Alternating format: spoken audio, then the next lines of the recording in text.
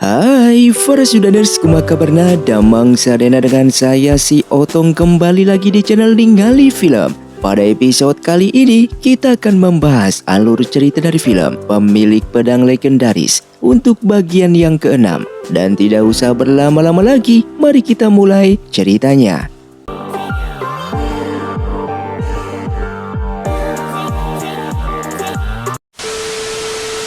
Film pun dilanjutkan dengan diperlihatkannya Dongki yang berusaha mengambil benda Tianji yang berada di ruangan rahasia tersebut.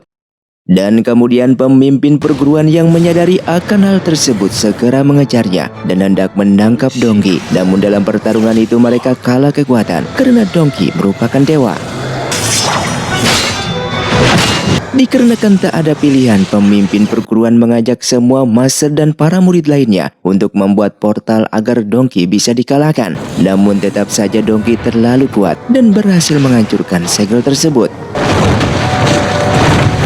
Setelah Dongki berhasil kabur dari sana, Jining bersama yang lainnya diperintahkan untuk mengejar Dongki, sehingga mereka pun langsung bergegas untuk pergi mengejar.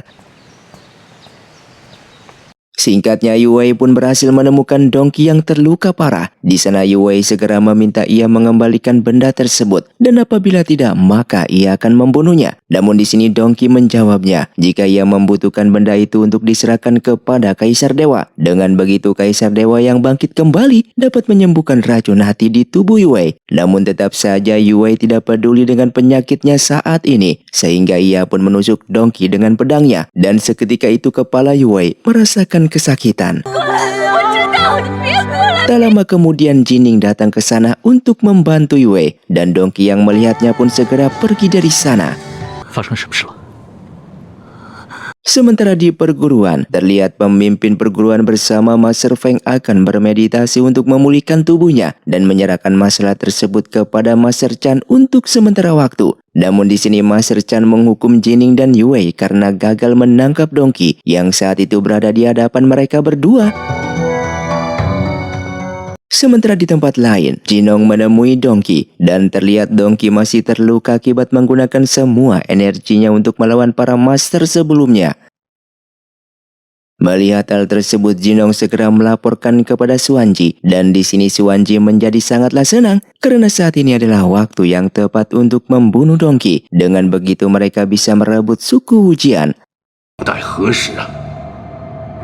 Terlihat Dongki yang sendirian menyadari adanya serangan. Ia pun dengan cepat melawan dan membunuh pasukan tersebut. Sesaat ia melihat ada sebuah tanda di leher pasukan itu yang menandakan pasukan dari suku Xiaoyan. Dan tak lama kemudian Jinong pun datang ke sana dengan berpura-pura bertanya ada apa. Sehingga Dongki mengatakan kalau pasukan suku Xiaoyan yang dimiliki oleh Jinong telah menyerangnya. Namun Jinong tidak mengaku kalau itu perintahnya. Bahkan ia juga tidak tahu kenapa pasukan itu menyerang Dongki. Dongki yang mendengar hal itu tentu saja sudah tahu kalau semuanya ini dari perintah Jinong. Karena tidak adanya bukti, ia pun meminta Jinong untuk segera keluar terlebih dahulu. Sementara Lata memasuki penjara perguruan, dan di sini Jining mengatakan kalau Yue tiba-tiba muntah darah. Oleh karena itu Lata pun segera memberikan obat tersebut. Disinilah ia mengungkapkan sebuah kebenaran. Lata berkata kalau selama ini Yue memiliki sebuah penyakit hati sejak kecil. Yue pun dilatih oleh pemimpin perguruan dan melarangnya untuk berteman dengan pria manapun. Penyakit hati ini akan membunuh seseorang cepat atau lambat apabila si penderita jatuh cinta. Mendengar hal itu, Jining pun menjadi sangatlah bersedih. Ia merasa bersalah apakah harus meninggalkan Yue atau tetap di sisinya.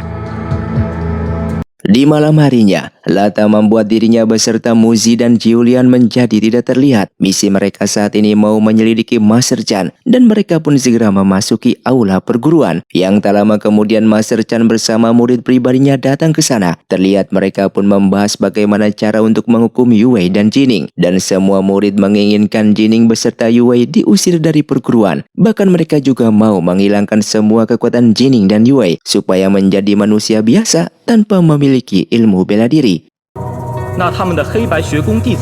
Singkatnya, Yue pada akhirnya telah sadar dari pingsannya. Di sini ia bertanya mengapa ia bisa menjadi pingsan, dan Jining mengatakan jika Yue hanyalah kelelahan. Bahkan di sini Jining secara perlahan mulai melepaskan tangannya tersebut, yang dimana hal itu disadari oleh Yue. Sementara di tempat lain, mereka bertiga mulai merencanakan sebuah misi penyelamatan. Terlihat peta wilayah perguruan dibuat oleh Muzi dan menunjukkan jalan keluarnya, yang apabila mereka berhasil membawa Jining beserta Yue untuk kabur dari penjara. 眼下 Dengan bersamaan, Kaisar Dewa saat ini menggunakan benda yang ketiga, yaitu pusaka Tianji, dan mengekstraknya menjadi sebuah pedang bayangan. Tiga benda yang berhasil dikumpulkan menjadi sebuah pedang, yang dimana pedang bayangan mampu menghancurkan segel yang membelenggu dirinya tersebut. Sementara mereka bertiga yang menggunakan peta itu secara diam-diam melalui jalan rahasia menuju ke penjara. Terlihat Lata menggunakan kemampuannya untuk menghancurkan pintu itu dan baru saja akan melakukannya. Tiba-tiba pintu itu terbuka dengan sendirinya padahal ia belum melakukan apapun. Seketika itu Master Chan pun menyadari dan bergegas pergi ke sana. Kemudian kehadiran mereka bertiga saat ini mau membawa Jining dan Yue kabur dari penjara. Namun sesaat Yue tidak mau, karena apabila ia kabur maka sama saja ia tidak mengakui kesalahannya tersebut. Di sini Lata pun menjelaskan jika saat ini Master Chan berniat mengusir mereka berdua, dan bahkan mereka berdua juga akan kehilangan kekuatan karena Master Chan berniat menghilangkan kekuatan mereka. Mendengar ceritanya itu, Yue pun pada akhirnya mau pergi dari sana dan mereka pun bergegas keluar dari penjara tersebut. Hingga pada akhirnya mereka pun berhasil keluar, yang tak sengaja bertemu dengan pemimpin perguruan dan Master Feng. Dan ternyata semuanya ini memang rencana dari pemimpin perguruan. Ia sengaja menyuruh Master Chan untuk mengurusi masalah perguruan tersebut. Dengan begitu mereka akan mengetahui sifat jahat Master Chan ini. Dan pemimpin perguruan juga meletakkan beberapa segel di wilayah penjara untuk membantu pelarian mereka dari penjara tersebut, supaya Master Chan tidak bisa mengejar mereka lagi. Saat ini Kaisar Dewa sebentar lagi akan segera bebas, sehingga pemimpin perguruan menjelaskan jika benda yang bernama Tianji tersebut memiliki 3 jenis, salah satunya telah dicuri oleh Kaisar Dewa. Oleh karena itu saat ini tinggal 2 jenis lagi, yang dimana kedua benda Tianji tersebut berada di suku yang berbeda. Tugas mereka saat ini harus mendapatkannya namun dengan cara yang baik, bukan mencuri. Dan apabila kedua jenis benda Tianji ini berhasil mereka dapatkan, maka pemimpin perguruan bisa membuat segel dunia untuk melawan Kaisar Dewa. Dan kemudian Master Fang memberikan peta perjalanannya, sedangkan pemimpin perguruan memberikan nama kedua suku tersebut yang memegang benda Tianji itu. Sebelum pergi, sesaat Jining mengajak pemimpin perguruan mengobrol 4 mata, yang dimana ia bertanya mengenai penyakit yang dideritai oleh Yue. Dan pemimpin perguruan menjawab jika di dunia ini tidak ada obat yang bisa menyembuhkannya. Namun ia juga tidak mengetahuinya, yang kemungkinan di luar sana juga terdapat sebuah obat yang mereka tidak ketahui, yang mampu menyembuhkan penyakit racun hati yang berada di dalam tubuh Yue. Sementara di tempat lain, Kaisar Dewa memanggil Tetuasu karena pedang bayangan yang berhasil diciptakan kekuatannya masih sangatlah lemah. Tetuasu menjawab pedang bayangan mampu menghancurkan segel yang membelenggu Kaisar Dewa. Namun apabila Kaisar Dewa sudah bebas maka kekuatannya bisa dipastikan masih sangatlah lemah. Yang diketahui benda Tianji memiliki 3 jenis, sehingga Kaisar Dewa menyuruhnya untuk mendapatkan 2 benda tersebut. Singkatnya mereka semua telah tiba di suku Donghe, salah satu suku yang memegang benda Tianji. Namun sesaat Muzi kedinginan karena udara di sana sangatlah dingin, maka dari itu Lata akan membawanya untuk beristirahat. Sisanya mereka tetap melanjutkan perjalanan tersebut. Di saat mereka melanjutkan perjalanannya, sesaat mereka tak sengaja melihat terdapat sebuah kelompok yang melakukan ritual persembahan dengan menumbalkan salah seorang wanita di sana. Merasa ritual itu ada yang aneh, mereka pun segera melepaskan wanita tersebut dan Jining menggunakan kemampuannya untuk menghentikan waktu, yang kemudian Julian turun ke bawah untuk membawa wanita tersebut. Singkatnya wanita itu bernama Su'er, yang merupakan seorang putri dari suku Donghe. Ia pun bercerita jika sukunya saat ini diserang oleh sekelompok orang yang merupakan anak buah dari Kaisar Dewa. Ia pun hendak dijadikan tumbal untuk persembahan kepada Kaisar Dewa, dan Su'er lalu meminta bantuan karena ayahnya saat ini pasti hendak dibunuh. 舒儿今天就 Di sisi lain, ayah Su'er ketua suku Donghae saat ini telah disandra dan anak buah Kaisar Dewa di sana meminta benda Tianji. Namun kepala suku tidak mau memberikannya, ia rela dibunuh daripada memberikan benda Tianji kepada mereka. Sehingga kepala suku sesaat hendak dibunuh, yang kemudian Jining datang tepat waktu dan berhasil mengalahkan mereka semua. Salah satu anak buah Kaisar Dewa di sana berkata kalau ia memang berniat mencuri benda Tianji dari suku Donghae, dan setelah berkata seperti itu, ia pun melakukan bunuh diri. Jining lalu berkata jika mereka berhasil dari perguruan Heibai dan pemimpin perguruan memberikan tugas kepada mereka untuk meminjamkan benda Tianji kepada suku Donghae. Sementara di tempat lain, Sui bertanya mengapa Dongki membantu Kaisar Dewa supaya bebas. Karena apabila Kaisar Dewa bebas maka Dongki merupakan orang pertama yang dihabisi. Karena mengingat telah beberapa kali Dongki berusaha mengkhianati Kaisar Dewa. Namun di sini Dongki menjawab jika ia tidak peduli. Karena satu yang ia mau, Kaisar Dewa sudah berjanji kepadanya yang apabila sudah bebas maka akan menyembuhkan penyakit racun hati yang berada di tubuh Yue. Sementara saat ini kepala suku mengatakan jika benda Tianji yang mereka cari saat ini tidak berada dengannya. Waktu itu terdapat 2 orang misterius yang mencurinya. Hingga sampai saat ini kedua orang misterius itu belum berhasil ditemukan keberadaannya. Namun apabila Jining dan kawan-kawan berhasil merebut kembali, maka kepala suku akan memberikan kepada mereka. Terlihat Su'er mengantarkan kepergian mereka dan sesaat berkata ia pernah melihat orang misterius yang menculiknya kemarin sedang memegang sebuah benda. Mungkin saja benda itu adalah benda Tianji yang mereka cari. Lalu di saat mereka kembali ke tempat itu, sesaat Julian melihat terdapat seseorang yang sedang mengambil sebuah benda yang disembunyikan di dalam perahu. Menyadari itu adalah benda Tianji, maka mereka segera menghadang jalannya dan merebut kembali benda tersebut. Di sini Jining mengancamnya tentang informasi mengenai keberadaan Kaisar Dewa saat ini dan pria itu hampir saja buka mulut. Namun seketika tetua Su yang mengintip dari kejauhan segera membunuhnya. Singkatnya Jining menyerahkan pusaka Tianji kepada kepala suku dan melihat keberhasilan mereka, kepala suku sangatlah bangga kepada murid perguruan Heibai. Lalu setelah itu kepala suku menjamu makanan kepada mereka sambil menjelaskan benda Tianji yang mereka lihat ini terdapat sebuah siluman di dalamnya. Mereka pun tidak bisa menggunakan pusaka Tianji tersebut kalau tidak menjinakkan silumannya terlebih dahulu. Dan kepala suku memberitahukan jika siluman itu berada di sebuah goa di belakang suku mereka yang memiliki kemampuan membaca isi pikiran seseorang. Sesampainya di gua itu, mereka pun segera masuk. Namun kehadiran mereka tidak disukai oleh siluman tersebut dan mengusir mereka dari sana. Jining yang mengetahui siluman ini memiliki kemampuan membaca isi pikiran seseorang, lalu menantangnya untuk membaca isi pikiran mereka bertiga. Mendengarkan tantangan itu, siluman tersebut langsung keluar dan menerimanya. Jining pun mengatakan apabila ia berhasil membaca isi pikiran mereka bertiga, maka Jining dan kawan-kawan akan pergi dari sana. Namun apabila gagal maka siluman ini harus ikut bersama mereka. Seketika siluman itu langsung membaca isi pikiran Yue yang berasal dari suku Fang dan menceritakan seluruh keluarga milik Yue dibunuh hingga tersisa ia sendirian. Lalu ia pun diselamatkan oleh pemimpin perguruan Heibai. Setelah itu ia pun membaca isi pikiran Julian yang merupakan putri dari suku Dongyan yang kabur dari sukunya. Julian sebenarnya dilarang kembali lagi ke perguruan oleh ayahnya sendiri, namun ia tetap memaksa dan memilih bersembunyi di suku Wujian.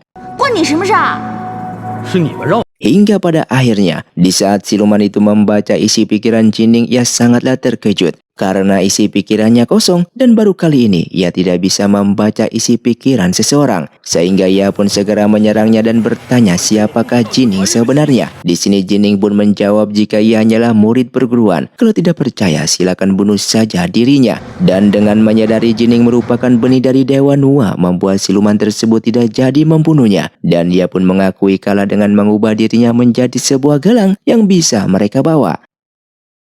Setelah berhasil menjinakkan siluman dari pusaka Tianji, kepala suku kembali bangga kepada mereka semua dan mempersilahkan mereka untuk membawa benda Tianji tersebut sekaligus gelang itu. Ia pun menaruh harapan besar kepada mereka untuk melindungi dunia. Namun sesaat langit berubah menjadi gelap dan kepala suku menyadari kalau saat ini Kaisar Dewa telah bangkit. Ia pun meminta Jining dan kawan-kawan untuk segera menemukan salah satu benda Tianji lagi sebelum semuanya terlambat.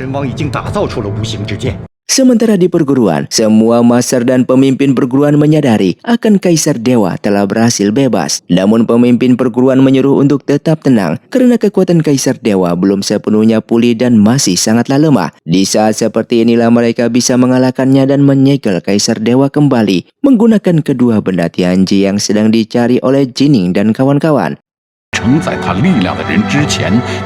Singkatnya mereka semua lalu berkumpul kembali dan saat ini mereka harus mendapatkan pusaka Tianji yang kedua. Setelah itu Lata kembali membuka tas kecil pemberian dari pemimpin perguruan dan suku yang memiliki pusaka Tianji yang kedua adalah suku Bai. Melihat hal itu mereka pun menjadi sangatlah senang karena suku Bai bersahabat dengan perguruan mereka. Sementara di tempat lain, pemimpin perguruan bersama Master Feng menemui pemilik perguruan Heibai yang memiliki status tertinggi yaitu Master Ming. Di sini pemimpin perguruan mengatakan kalau Kaisar Dewa telah bangkit kembali dan membutuhkan bantuannya. Namun Master Ming menjawab jika ia tidak bisa keluar karena masih bermeditasi. Dan masalah saat ini, Master Ming meminta pemimpin perguruan untuk mengatasinya terlebih dahulu. Sedangkan saat ini Xuanji justru menjadi senang atas kebangkitan Kaisar Dewa. Ia pun menyuruh Jinong untuk mengabdi kepadanya dan menunjukkan kesetiaannya kepada Kaisar Dewa. Dengan begitu Kaisar Dewa akan membantunya untuk membangkitkan kembali suku Xiaoyan.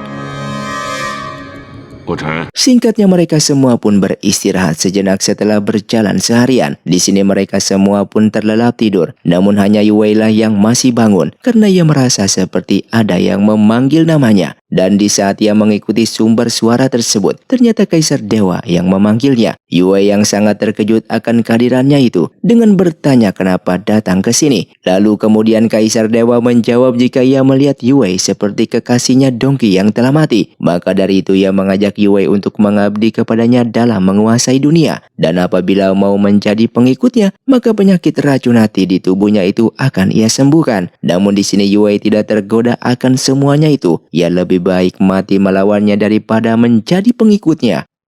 Sementara Julian membangunkan mereka semua sambil berkata jika Yue telah menghilang. Mendengar hal itu mereka pun berpencar untuk mencarinya. Dengan waktu bersamaan Donkey merasakan batu jiwa milik Yue seketika redup terang. Menyadari ada bahaya ia pun segera mencari keberadaan Yue saat ini. Sementara itu Kaisar Dewa menjadi marah atas semua ucapan dari Yue sehingga ia pun menyerang dan ingin membunuhnya.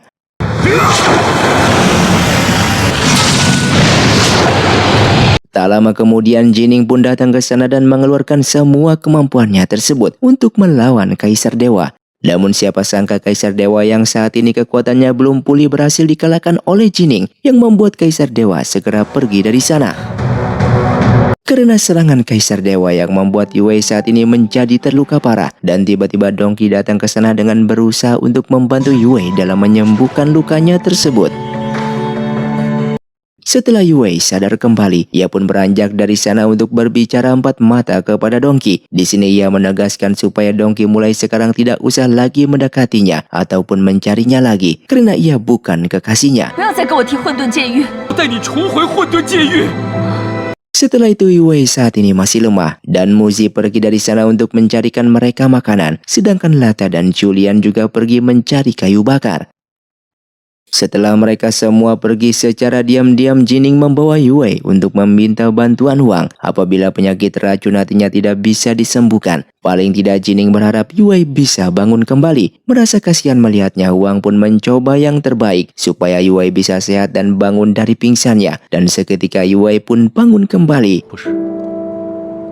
Sementara Donkey saat ini dihampiri oleh Kaisar Dewa dan melihatnya di sini Donkey menjadi marah karena telah menyerang Yue. Kaisar Dewa menjawab ia melakukan itu demi Donkey supaya Yue mau menjadi pengikutnya. Dengan begitu ia bersama Yue akan bisa tetap bersama. Menyadari kekuatannya masih belum sepenuhnya kembali, Kaisar Dewa menyuruhnya untuk pergi ke suku Dongyan dalam mengambil beberapa obat untuknya supaya energi di dalam tubuhnya bisa cepat pulih. Setelah Kaisar Dewa pergi, Dongki pun memanggil Sui. Ia pun memintanya untuk pergi ke suku Dongyan dan meminta obat-obatan di sana. Ia juga meminta Sui untuk memberikan surat kepada Julian kalau suku Dongyan tempat tinggalnya itu akan diserang. Dan singkatnya di malam harinya, terlihat Sui datang ke sana dan memberikan surat itu kepada Julian. Melihat isi surat tersebut, Julian ingin segera kembali ke sukunya karena suku Dongyan dalam bahaya. Dan pada akhirnya sebuah kesepakatan pun terjadi. Muzi lalu diperintahkan untuk pergi ke suku Bai seorang diri karena hanya dia yang mengenal dan paling dekat dengan suku tersebut. Sementara Jining membawa Yue untuk kembali ke perguruan karena dilihat Yue masihlah sakit. Sedangkan Lata akan menemui Julian pulang ke suku Dongyan karena Lata khawatir akan terjadi apa-apa kepadanya. Dengan waktu bersamaan, Kaisar Dewa memanggil Jinong dan di sana ia ingin menyingkirkan Dongki yang seperti mulai berkhianat kepadanya. Apabila Jinong mau setia dan mengikuti segala perintahnya, maka ia akan membuat Jinong menjadi pemimpin suku Ujian dan bahkan membangkitkan kembali suku Xiaoyan miliknya. Lalu Jinong pun diperintahkan untuk merebut 2 benda Tianji dari perguruan Hebei. Setelah itu Jinong dihampiri oleh Muchen sambil mengatakan kalau Jining berhasil mendapatkan 1 benda Tianji dan saat ini mereka tinggal merebutnya. Jinong setuju akan hal tersebut, namun sesaat Muchen memberikan informasi kalau suku Ujian akan menyerang suku Dongyan untuk meminta obat-obatan. Mendengar hal itu, Jinong menjadi sangatlah khawatir karena suku Dongyan tempat tinggal Julian. Ia pun mengurungkan niatnya untuk merebut pusaka Tianji dari tangan Jining dan memilih untuk membantu suku Dongyan.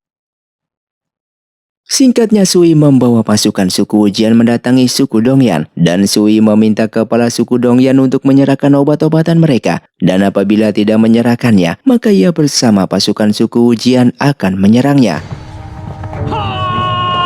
Terlihat suku Dongyan pada akhirnya kalah bertarung dan disandra. Sui yang memerintahkan pasukannya untuk mengambil semua obat-obatan di dalam. Tak lama kemudian Sui mendapatkan informasi kalau di luar Julian bersama Lata dari perguruan Hebei telah datang.